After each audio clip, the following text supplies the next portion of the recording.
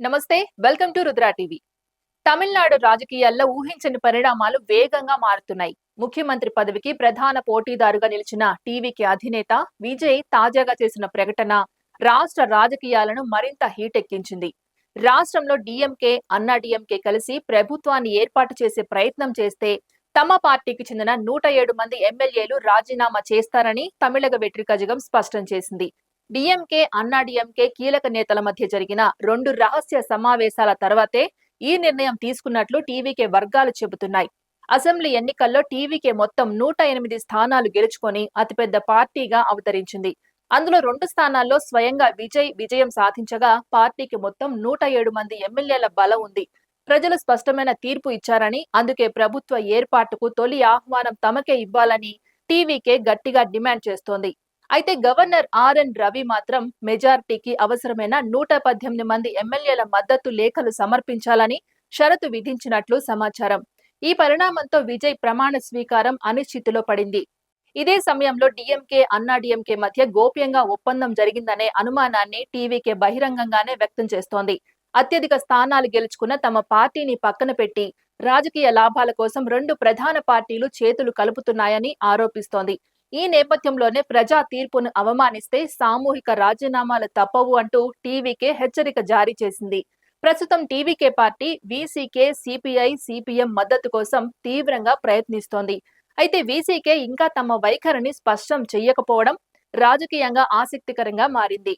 మరోవైపు అన్నా DMK MLA Anbazhagan చేసిన వ్యాఖ్యలు తమిళనాడు రాజకీయాల్లో భారీ చర్చకు దారితీశాయి. మేము కూడా 118 మ్యాజిక్ ఫిగర్ కోసం ప్రయత్నిస్తున్నాం.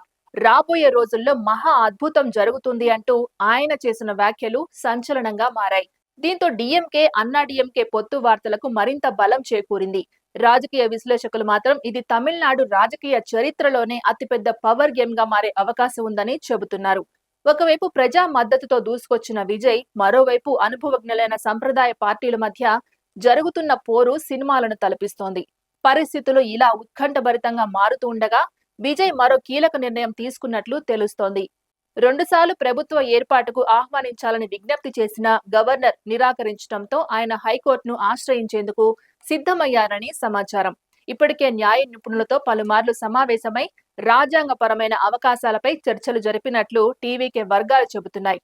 ముఖ్యంగా అతిపెద్ద పార్టీకి తొలి అవకాశం ఇవ్వాలనే రాజ్యాంగ సంప్రదాయాన్ని గవర్నర్ ఎందుకు పాటించలేదనే అంశాన్ని కోర్టులో ప్రశ్నించే అవకాశముందని సమాచారం. వీసీకే, సిపిఐ, సిపిఎం నుంచి మద్దతు రాకపోతే నేడు లేదా రేపు హైకోర్టులో పిటిషన్ దాఖలు చేసే అవకాశాలు ఉన్నట్లు రాజకీయ వర్గాలు భావిస్తున్నాయి. ఇదిలా ఉంటే తమిళనాడు వ్యాప్తంగా టీవీకే కార్యకర్తలు ఆందోళనలు ప్రారంభించే సూచనలు కనిపిస్తున్నాయి. ప్రజలు ఇచ్చిన తీర్పును మార్చే ప్రయత్నం జరిగితే రాష్ట్ర వ్యాప్తంగా భారీ నిరసనలు చేపడతామని పార్టీ నేతలు హెచ్చరిస్తున్నారు. సోషల్ మీడియాలో కూడా మొదటి అవకాశం విజయ్కే ఇవ్వాలి అనే హ్యాష్ ట్యాగ్ ట్రెండ్ అవుతోంది. యువత, సినీ అభిమానులు, కొత్త ఓటర్లలో విజయ్కు ఉన్న భారీ క్రేజ్ ఇప్పుడు రాజకీయ ఒత్తిడిగా మారుతోంది.